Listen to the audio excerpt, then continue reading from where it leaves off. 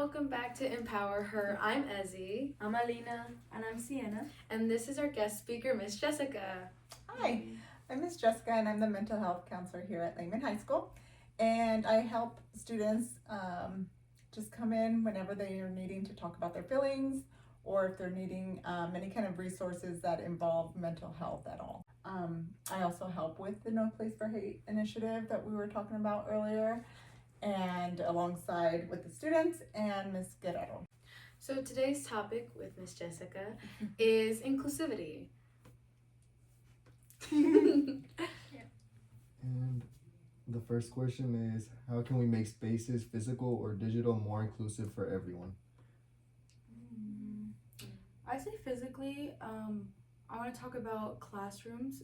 I think that it's very important for teachers to help create an inclusive space amongst the students, because we are here for 9 hours and 5 days out of the week, and I think it's important to create an environment where students want to go to class and want to learn and want to engage. And I think that helps the students not only succeed academically and for themselves, but also just creates that environment here at Lehman that, this class is welcoming to every student, every kind. And I think making sure that we make that a priority to have inclusive and safe environments is a big thing. How do you think, what does that look like?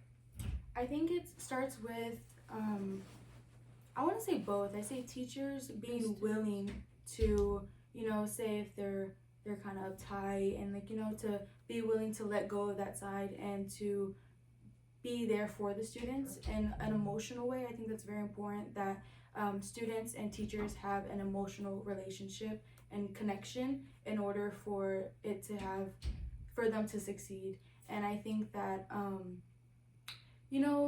students kind of just realizing that their teacher's perspective and then teachers realizing their students' perspective, and I think working with how kind of just a simple how are you doing, teacher checking up on the students, making them feel seen in a classroom, because I think that's what's needed. I think a lot of classes typical is just teachers, they teach you, you learn, you do work, and that's it for your class at school. And I think that that's a big misconception, because I know a lot of teachers who are teachers for reasonings of building emotional connections with their students. And I think that it's so good to see teachers here to engage with their students as if they're an individual, and kind of not in just that you learn, you do work, that type of relationship. And then building that makes students feel more comfortable, speaking up, asking more questions with schoolwork, or putting a little more effort on their part, and then it reflects on the grades, and then overall here at Lehman, our performance. So I think that's a great idea. Is there a way that, because I'm hearing a lot of, because this is a teacher's classroom, right? And then essentially it's your classroom as well. Yeah. Do you feel, or do you think, what are your thoughts on, do you think kids have any responsibility in making that classroom inclusive? Definitely. And how so? I think that saying you give respect, you get respect, because a lot of kids tend to be disrespectful to their teachers and already creating an unsafe environment with other kids that just happen to be there. I feel like if you're, as a kid, if you give respect to your teacher and to others around you, being mindful of them, I think it will be very important to that, because you get it back. Your teacher will show you respect, and so will other people. I think that's a huge part of the classroom environment. I think another thing that kids could be responsible is listening, because I know that we have a huge problem with our phones, and I think being able to put them down for a bit and just listen will be such a huge part, an hour part to our classroom and feeling inclusive with everybody. I think just students being willing to try, because I feel like that's all that teachers want. Just as long as you try, as long as you're doing what you can do. I think that's a big thing, and that just goes with like your work wise and then just being respectful and just trying to build that like safe environment and that good energy and stuff like that. Yeah, and then as a teacher, building that, it helps them inspire. Like if you see your teacher trying to make that effort, you're like, okay, well maybe on my end I'll try to be that way too. So I'm a new student and I come into a classroom. How am I gonna feel included in that classroom? And if you're in a class and you're saying our class is inclusive, my teacher's inclusive, this we as a whole are inclusive. How am I gonna feel that? How am I gonna know that that's an inclusive class? Like what am I gonna see and what am I gonna feel? I guess. I think a lot of engagement. I think that's a big thing. Like noticing them, just asking, oh, how are you doing? Where are you coming from? Just Yeah. normal, like acknowledging them or who they are. So it's not just, we talked a lot about teacher to student. Yeah. So Now it's like student okay. to student. Yeah. Engagement, I think so. Yeah. We had an experience in our sixth period. It's a very small class. We have like what 10 to 12 students. Yeah. On a regular day. And that class is very inclusive. We are all very, and I think a big thing that someone mentioned is like listening. We just listen to each other and we just engage with each other, and I think that's what builds the type of comfortable environment to know that I am being heard, I'm not being judged. I see that these people are listening, that these people are paying attention, that they care, and I think that's what, if I were a new student, that I would want to see in a classroom, to see that there's not cliques, like separation, and that it's all just one big whole together. How do you believe that someone could be inclusive to someone who has different mindset or thinks differently than one? I think just being open-minded, to know that everyone has their own opinions. You can see the different places where they're coming from. Like, oh, then they're too hard-headed or they don't want to listen. You can see the different places to approach, and then just look at it in that way. And then I think perspective. Perspective, or maybe just picture them how they feel, and then let's say like new student, you're like, oh, how would you feel you were a new student? Things like that, and then just include.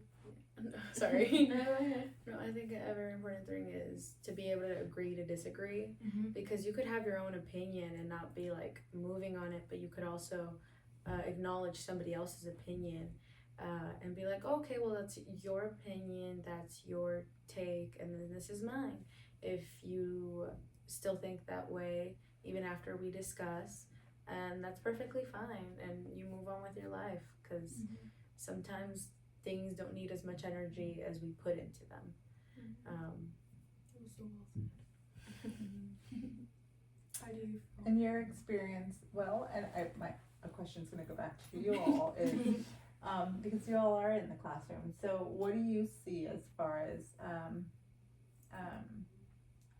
you guys talked about being open-minded, right?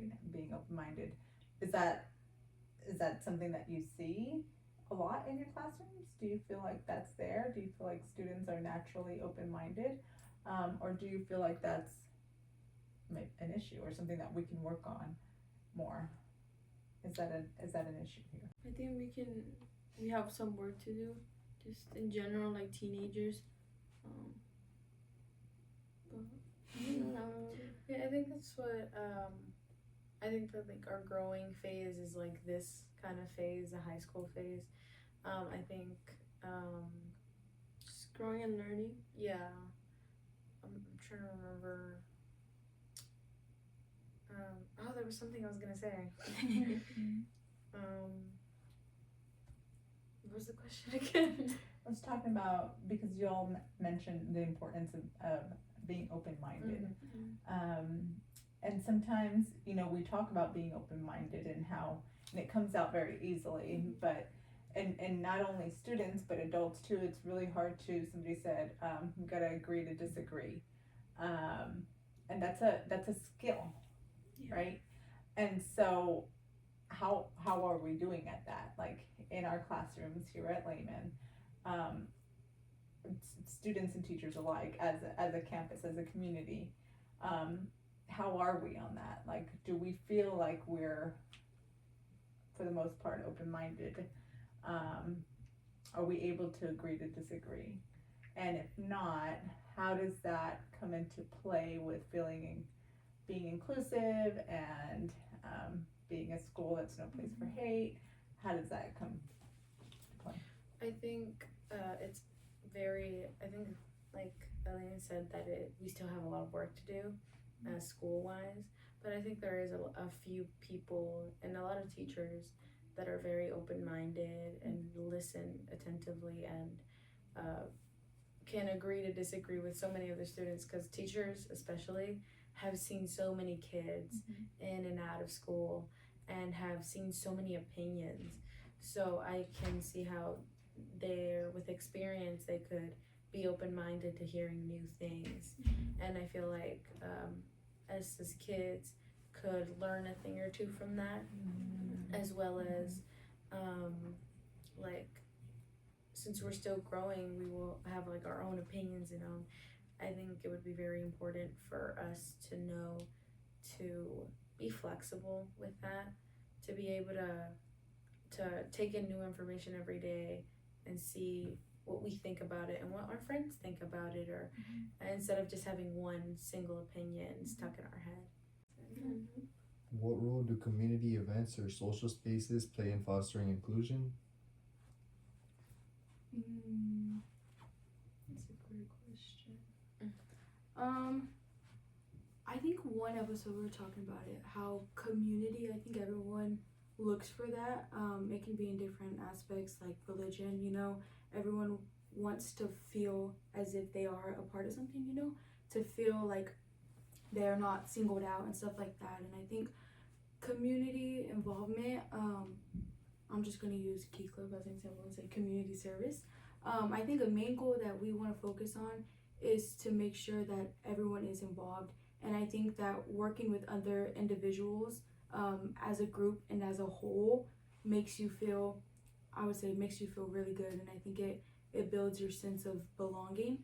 And I think it's a great way to build your character. Can you repeat that question? What role do community events or social spaces play in fostering inclusion? So if we put it into let's say Layman as a campus, you know, the events that they hold and activities that they hold, how does that foster inclusion? Like what? Oh my gosh. So I actually really love our spring festival, because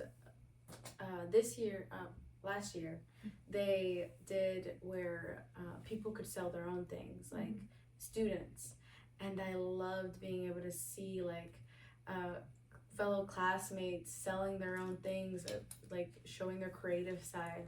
Like I met a sophomore who made earrings, and I bought a few and I talked to her, and it was like being able to connect to a classmate through their creativity.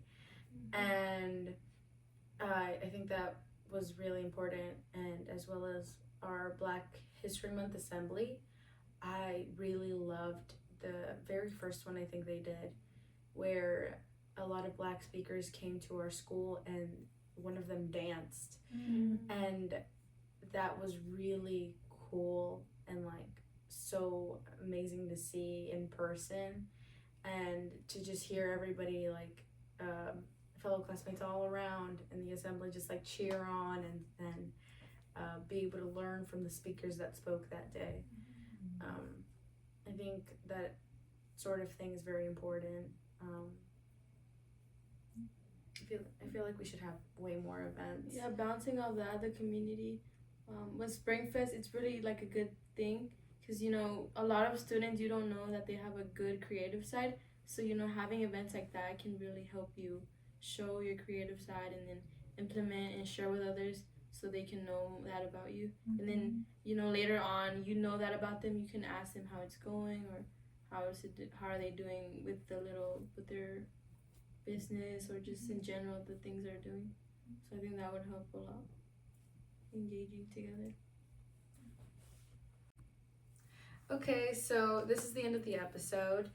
Today's task is to practice inclusivity and ask somebody in your classroom, how their day is going that you've never talked to, I or think just engaging with someone that maybe you haven't seen recently, or you just check up on someone, or maybe even ask your teacher how they're doing, or try to get to know them.